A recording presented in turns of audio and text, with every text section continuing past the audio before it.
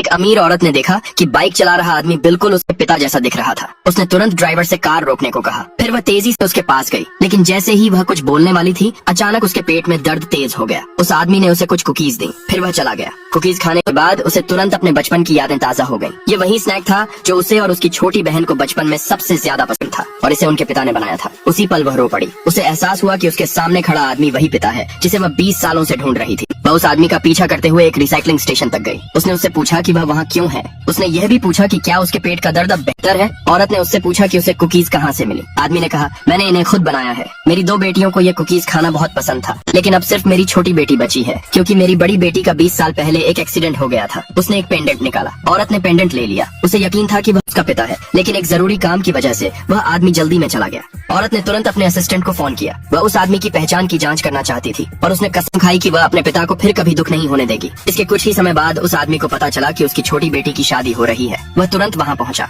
फिर छोटी बेटी ने दर्शकों से कहा, अगर मेरे पिता नहीं होते तो मैं आज जो कुछ भी हूँ वह हासिल नहीं कर पाती। यह सुनकर जब सबने दुल्हन के पिता को बोलने के लिए स्टेज पर बुलाया तो वह आदमी रो पड़ा। जो आदमी ऊपर गया वह नहीं था। वह आदमी यह समझना चाहता था। वह स्टेज पर गया और कहा कि वह दुल्हन का पिता है। हालांकि दुल्हन ने न सिर्फ झूठ बोला और कहा कि वह उस आदमी को नहीं जानती। उसने यह भी कहा कि वह उसी गांव का एक भिखारी है। इस पल वह आदमी पूरी तरह से टूट गया। शादी आगे बढ़ाने के लिए दुल्हन उस आदमी को बाहर निकालने वाली थी। इसी नाजुक पल में उस औरत की आवाज पूरे बैंक्वेट हॉल में गूंज उठी। मेरे को छूने की हिम्मत कौन करता है? आगे देखने के लिए नीचे कमेंट में पार्ट 2 लिखें।